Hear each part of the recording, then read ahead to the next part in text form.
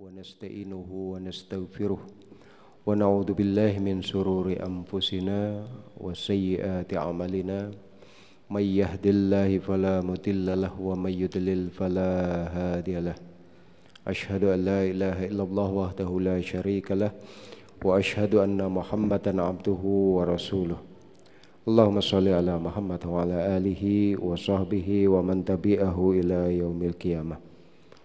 Alhamdulillah, kita panjatkan puji syukur kita kehadirat Allah Subhanahu wa taala dengan segala nikmatnya, nikmat iman dan Islam, serta nikmat Allah menjagakan hati kita agar iman tetap bersemayam di dalam dada kita, sehingga dengan iman yang ditanamkan oleh Allah Subhanahu wa taala ini mampu menggerakkan organ tubuh kita, menggerakkan kaki kita untuk melangkah ke rumah-rumah Allah dalam rangka menjalankan kewajiban kita sebagai bentuk ketaatan kita kepada Allah Subhanahu wa taala. Salawat dan salam semoga selalu tercurah ke hariban junjungan kita Nabi besar Muhammad sallallahu alaihi wasallam beserta keluarga, kerabat dan pengikut-pengikut beliau hingga akhir zaman. Bapak-bapak, ibu-ibu, jamaah salat maghrib di Masjid Ar-Rahmah yang dimuliakan Allah. Mungkin dalam beberapa minggu-minggu terakhir ini kita harus banyak untuk bersabar dan berlapang dada. Karena banyak kejadian-kejadian yang mungkin itu menyinggung rasa egosentris kita sebagai bangsa Indonesia, sebagai bangsa Melayu, sebagai anak negeri. Betapa saat ini negara kita sedang gonjang-ganjing. Dan untuk menghadapi itu diperlukan kesabaran yang sangat tinggi. Dan untuk bersabar tidaklah semudah kita mengucapkan sabar. Kita untuk menjalankan kesabaran itu diperlukan ilmu. Karena banyak orang yang berkata gampang, sabar. Sabar itu seperti apa? Lalu akhirnya apa? Karena ujung-ujungnya sabar itu ada batasnya. Itu kata-kata klise, Pak.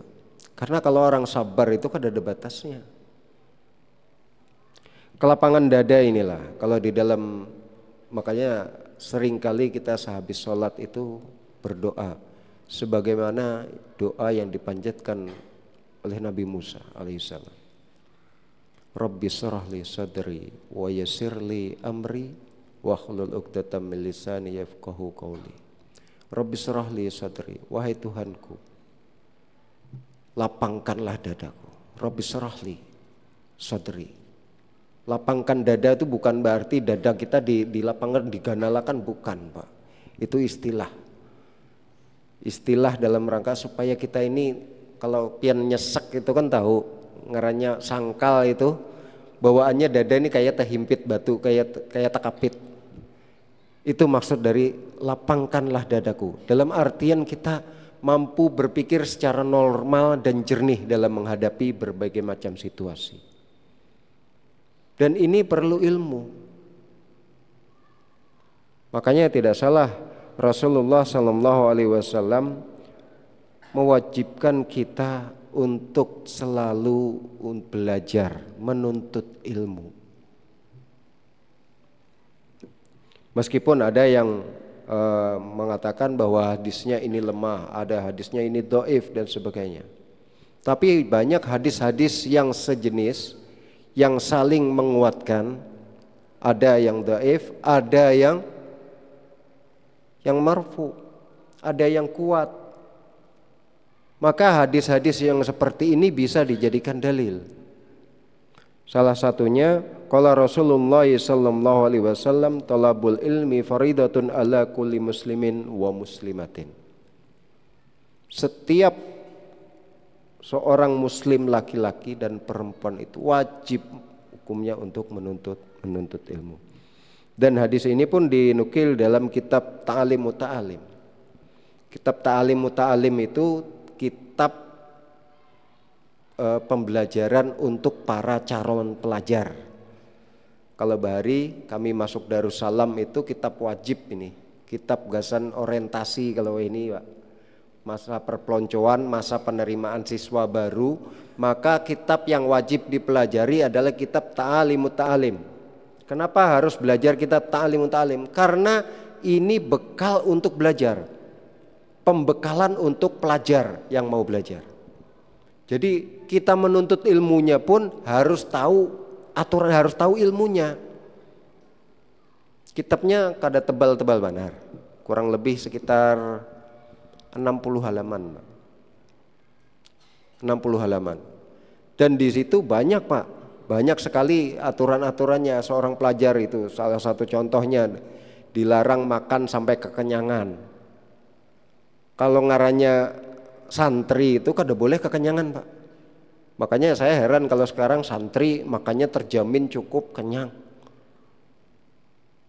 Karena apa? Kalau perut itu bawaannya kenyang, bukan ilmu yang dia dapat, kantuk yang didapat Pak. Ngantuk didapat, apalagi kalau sudah taklim malam, belajar malam itu kada sedikit Pak. Kitabnya itu bukan debit debitan gasan penjelasan merap dan debitannya bukan, tapi titikan liurnya yang titik mewarnai kitabnya. Karena apa? Kekenyangan makannya. Dikira ustadznya betunduk menghadapi kitab nih mendabit, ma'arti'i. Kan kitab-kitab kalau kitab kuning itu kada ada artinya, jadi ma'arti'i. Sekalinya telukop. Nah itu salah satunya. Kemudian pelajar itu dilarang makan yang masam-masam di dalam kitab Ta'alim Muta'alim. Yang masam-masam itu contoh seperti apel yang hijau. Itu kada boleh. Karena apa? Itu merangsang, kalau di dalam ilmu kedokterannya ujar Wahini disebut merangsang efek negatif di dalam otaknya. Limau itu kada boleh. Bujur vitamin C-nya ada, tapi masih banyak vitamin C dari yang lain. Itu kada boleh. Itu makanya pelajar itu apa yang boleh dan apa yang kada boleh selama menuntut ilmu itu yang dipelajari di dalam kitab Ta'alim Muta'alim. Dan kitab Ta'alim Muta'alim itu disebutkan pula bahwasanya ilmu yang wajib dipelajari adalah segala sesuatu yang berkaitan dengan ilmu agama. Ilmu agama yang wajib dituntut adalah ilmu agama. Kenapa? Kenapa yang diwajibkan itu harus ilmu agama? Kalau ilmu umum kenapa tidak diwajibkan? Itu terserah Pak. Kalau ilmu agama diwajibkan karena ini berkaitan dengan pelaksanaan syariat di dalam menjalankan kehidupan. Karena segala sesuatu di dalam kehidupan kita ini tidak pernah lepas dari agama. Ulun tekankan, kehidupan kita sehari-hari tidak bisa lepas dari agama. Kalau ada orang yang mengatakan hendak memisahkan agama dari kehidupan kita, itu orang ateis Pak. Itu taktik orang ateis. Karena apa? Seorang muslim sudah pasti tidak akan pernah bisa lepas setiap gerak kehidupannya dari agama. Contoh kecil aja, pian makan. Pian makan itu sesuatu yang mubah. Kalau pian pacangan mati, kalau kada makan maka hukumnya jadi wajib. Itu manusiawi pian hendak makan. Tapi aturan makan di dalam agama itu ada. Agama Islam itu komplit. Dijamin oleh Allah, al-yauma, pada hari ini kata Allah, al-yauma lakum. Hari ini aku sempurnakan bagimu agamamu. Wa atmamtu alai nikmati wa raditu lakum islamadina. Sempurna agama kita, mengatur semua seni kehidupan. Kita makan hendak menyuap, baca bismillahnya. Kalau kakak-kakak TK bahari waktu masih di PAUD, Allahumma barik lana fima rozaqtana wa qina azabannar. Tapi ada aja yang mau hulet Pak, mau berjalan tengah malam kakak-kakak disuruh baca Allahumma barik lana juga. Kenapa? Supaya hantu takutan ujar. Macam-macam, Pak. Sekarang yang menyedihkan, anak-anak karena adanya image dan dogma-dogma supaya kehidupan beragama ini dipisahkan dari kehidupan kita. Sekarang ini sudah mulai terbukti. Karusah jauh-jauh, Pak, mungkin. Ulun dari SMP sekarang ngajar ke SD. Anak-anak kelas 2, kelas 3 disuruh menghafal, disuruh baca doa waktu hendak ke WC aja, hendak ke toilet, kada hafal lagi. Doa hendak ke toilet. Apalagi doa keluarnya, makinnya ya sudah. Ini yang terjadi. Dan ulun mengalami sendiri. Ulun ngajar di Aluh-Aluh, Pak. Padahal di sana masih ada beberapa pesantren di sekitar situ. Tapi anak-anak kelas 3, kelas 4, bahkan sampai kelas 6. Sampai kelas 6. Doa masuk rumah aja kada tahu. Ulun kebetulan baru masuk situ ngajar kurang lebih hampir 1 tahun ya, Pak. Jadi banyak sekali yang harus kita benahi, apalagi misalnya ulun sebagai guru agama, banyak sekali yang harus kita benahi. Tapi waktunya kada cukup. Waktunya kada cukup. Kita dibatasi JJM, jam mengajar. Bagaimana kehidupan kita kalau hendak kanakan kita dicekoki dengan ilmu agama sementara waktu yang disediakan kada cukup. Yang diagung-agungkan sekarang toleransi beragama. Apalagi tema-tema, macam-macam tema itu, Pak. Padahal yang dibahas mirip-mirip itu aja, tapi terulang dalam seminggu itu 24 jam. Terulang-ulang itu seperti itu. Dan di dalam kitab Ta'limut Ta'lim disebutkan pula bahwasanya kenapa sekarang orang-orang yang para tolabul ilmi, orang-orang yang menuntut ilmu itu, ilmu mereka banyak, tetapi mereka tidak mendapatkan manfaat atau barokah dari ilmu yang mereka pelajari. Syekh Said Nasiruddin menyebutkan bahwasanya sesungguhnya banyak para muta'alim mengabaikan adab-adab pada saat mereka menuntut ilmu. Mengabaikan adab saat menuntut ilmu. Kalau kita hendak memang niatan belajar, kita otomatis sudah berniat hendak ibadah kepada Allah Subhanahu wa taala. Pian niat habis sholat maghrib, pian berduduk bertahan, itu sudah termasuk dalam niat untuk beribadah kepada Allah Subhanahu wa taala. Karena apa? Karena tolabul ilmi faridatun itu kewajiban kita untuk menuntut ilmunya. Tapi jangan sampai kita lupa dengan adab menuntut ilmunya. Adab menuntut ilmunya. Pertama kita niat, kita luruskan hanya untuk lillahi ta'ala. Ini dalam semua aspek ibadah sudah pasti. Niatan ini lillahi ta'ala.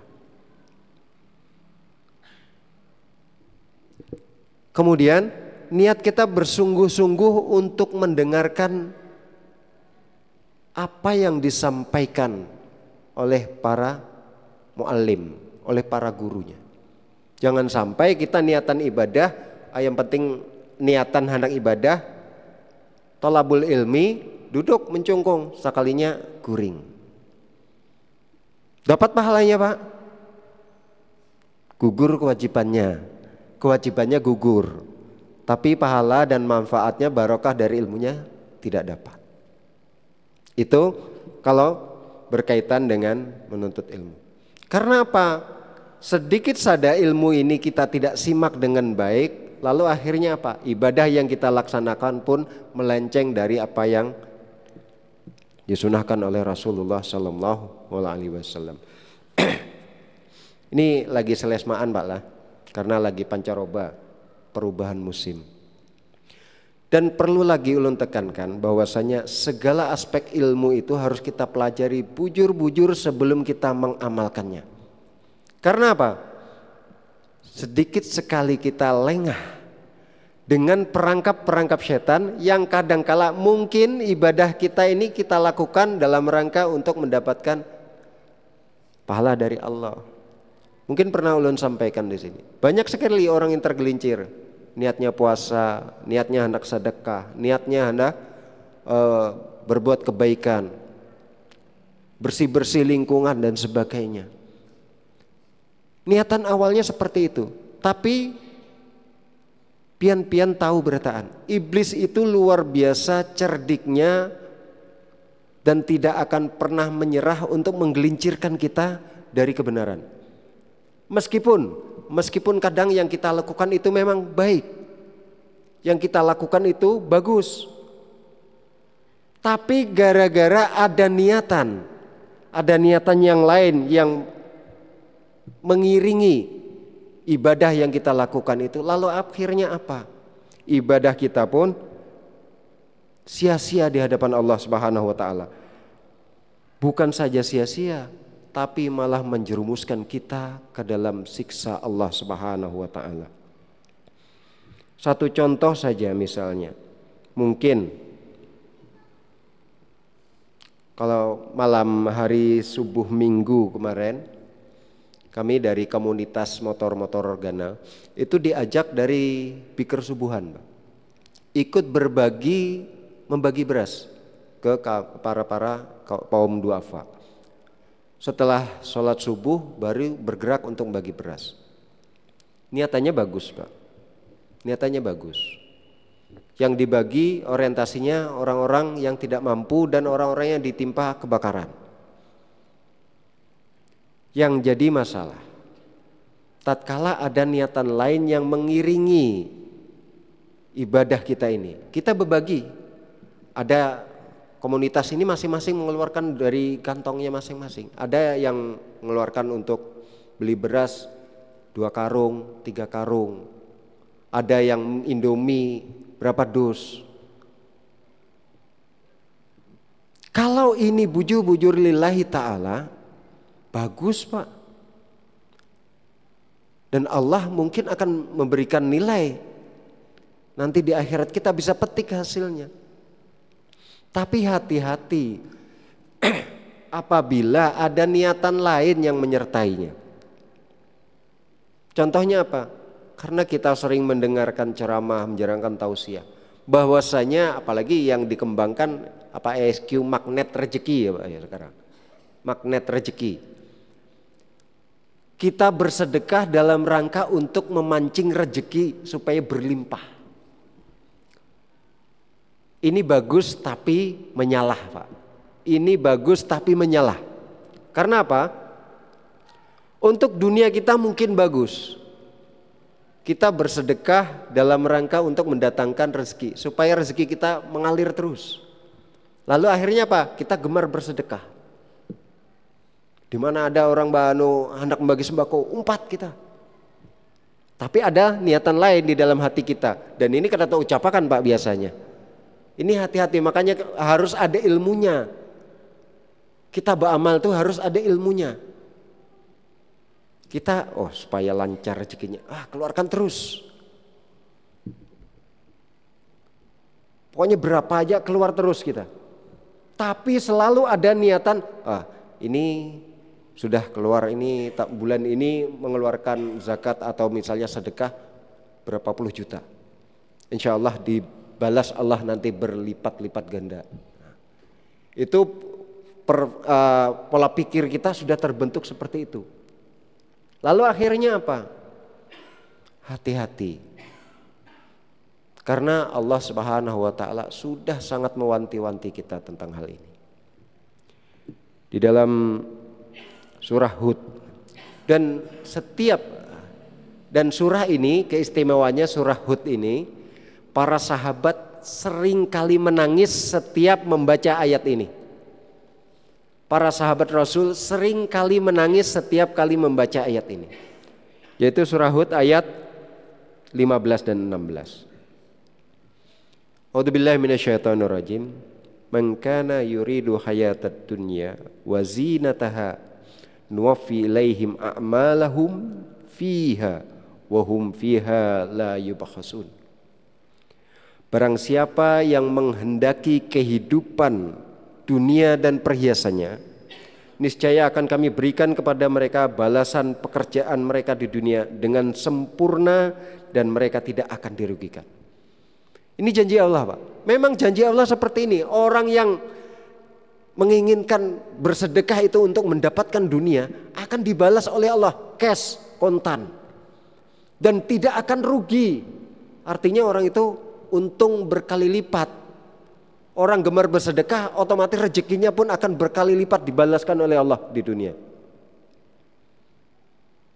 Cuman yang jadi masalah, kalau kita mengharapkan balasannya itu di dunia, hati-hati dengan ayat yang ke-16-nya. Ayat ke-16-nya ini yang menjerumuskan kita ke dalam siksa Allah Subhanahu wa taala.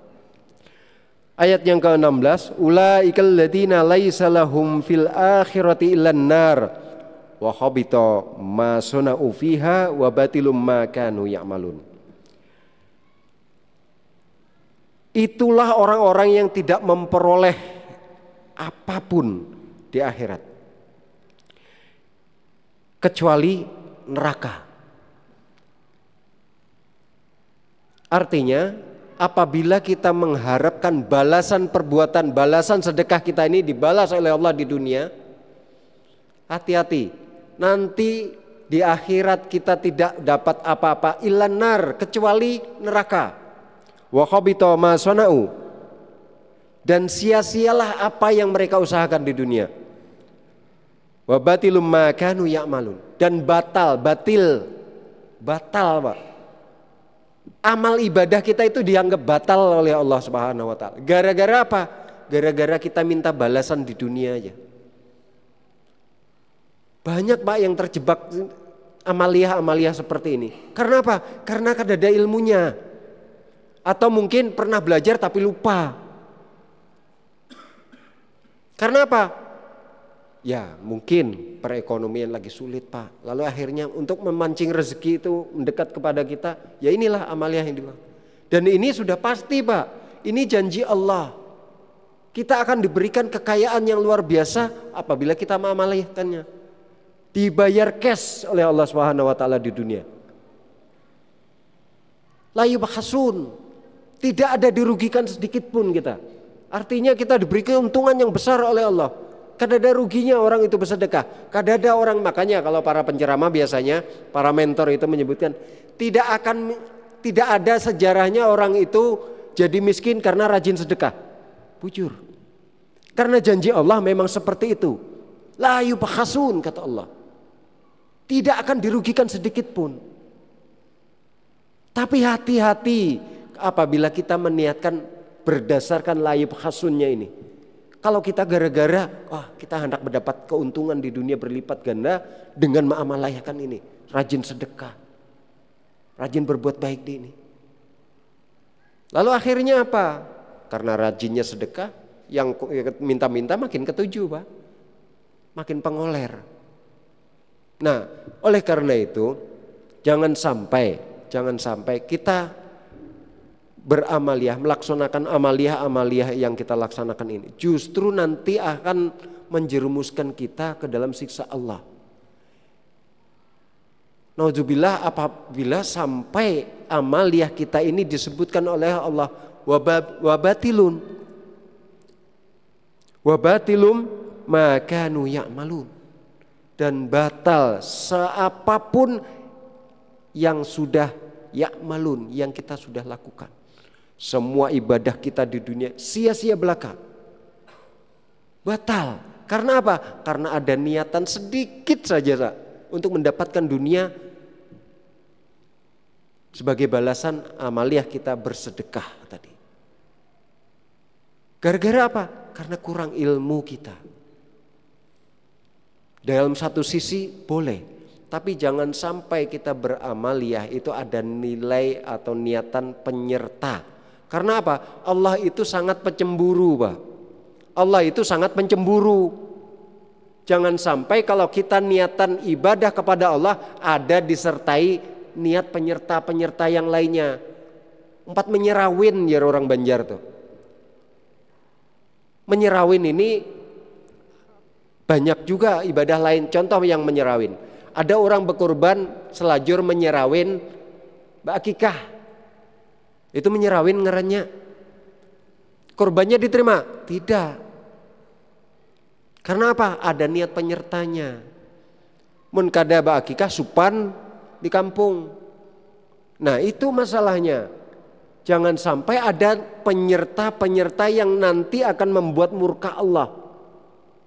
Lalu akhirnya batal di hadapan Allah Subhanahu wa taala. Mungkin di hadapan manusia dia punya nilai positif, orang menyanjungnya, orang memujinya. Kenapa? Oh, ketujuh sedekah sidin tuh. Orang tuh pemurah benar. Men perlu bantuan datangi aja wadah sidin. Di hadapan manusia, Pak. Tapi di hadapan Allah Subhanahu wa taala kita kada ada nilainya. Alangkah ruginya kita di hadapan Allah, sementara di hadapan manusia kita diagung-agungkan, tapi di hadapan Allah kada ada nilainya kita. Kada ada artinya. Karena tujuan kita hidup di dunia untuk mendapatkan ridha Allah, dan nanti kalau sudah di akhirat kita kada ada kawa apa-apa lagi. Kita sudah di alam kubur kada kawa lagi hendak beribadah, hendak bersedekah dan sebagainya. Hendak membuliki itu kada kawa lagi. Makanya kalau tempulu kita masih di dunia, ada kesempatan untuk menuntut ilmu. Meskipun ilmu itu sedikit, tapi justru itu akan menunjang nilai ibadah kita. Serap ilmu itu, Pak. Pahami ilmu. Kalau memang kada paham, betakun. Tempulu masih ada yang ditakuni. Yang ngalih ini kalau kada ada lagi yang ditakuni, Pak. Karena ya sekarang pondok pesantren pun sudah menggunakan kurikulum kayak sekolah biasa, Pak. Ada mata pelajaran IPA, IPS, PKN. Ngarannya pondok pesantren. Kalau bahari kami ngaran di pondok pesantren kada tahu di IPA IPS. Apalagi matematika. Makanya begitu kuliah ada mata pelajaran namanya statistik pendidikan. Bolos terus, Pak, akhirnya kada lulus kuliah. Mata kuliahnya mengulang, Pak. Gara-garanya apa? Memang di pondok kada ada mata pelajaran matematika. Tapi ternyata itu harus diambil. Nah, ilmu-ilmu agama yang seperti inilah yang wajib faridatun ala kulli muslimin wa muslimatin, sebagaimana disebutkan dalam hadis Rasulullah SAW. Karena apa? Setiap ibadah pasti menggunakan ilmu. Jangan sampai kita beribadah itu jar orang ngawur, bahapal kalau jar orang Banjar. Kalau yang bahapal ini untung-untungan, bahanukana tapi rancak luputnya. Kalau bahapal. Karena apa? Kada ada ilmunya. Sama kayak kita menawak, mun mata ditutup kan kada ada ilmunya, itu kayak orang buta. Kada ada ilmunya itu kayak orang buta, menawak bahapal kemana aja. Untung kalau ada kena sekali itu untung-untungan, pas tebelujuran kena. Nah, kemudian salah satu adab dalam kitab Ta'limut Ta'lim, ilmu itu seperti binatang buruan. Ilmu itu seperti binatang buruan.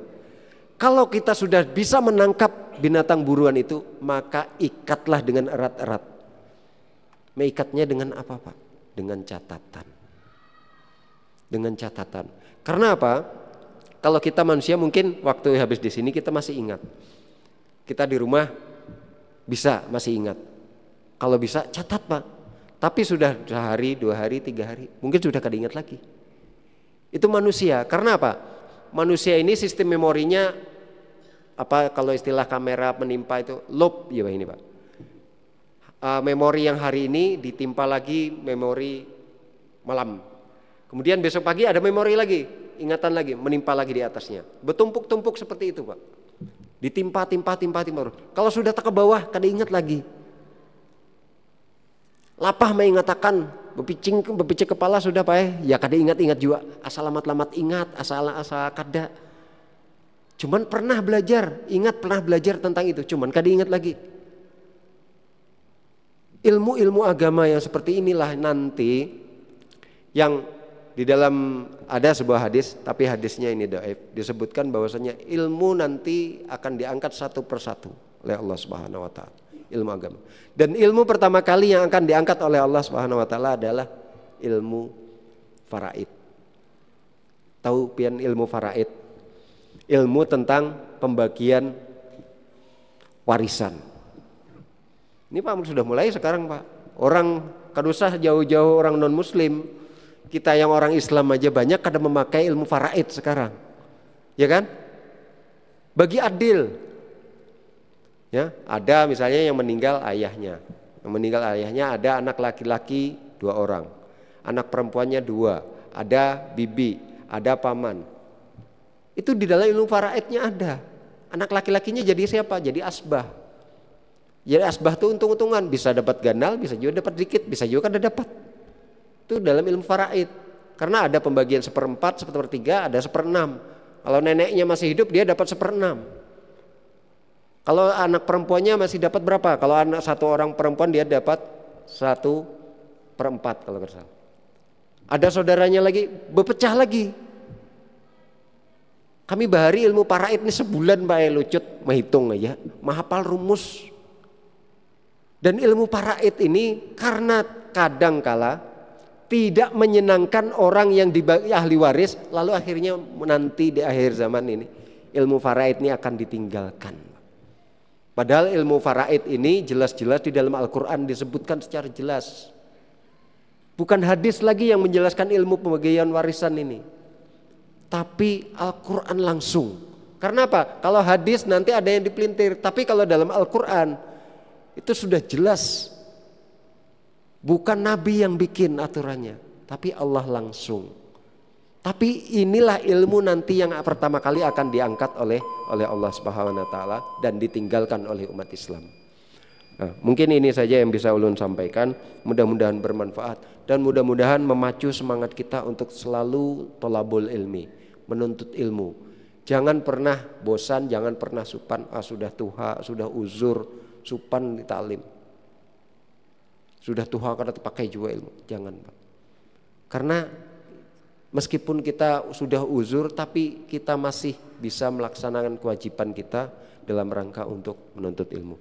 Mudah-mudahan bermanfaat. Subhanakallah wa bihamdika asyhadu an la ilaha illa anta astaghfiruka wa atubu ilaik. Wassalamualaikum warahmatullahi wabarakatuh.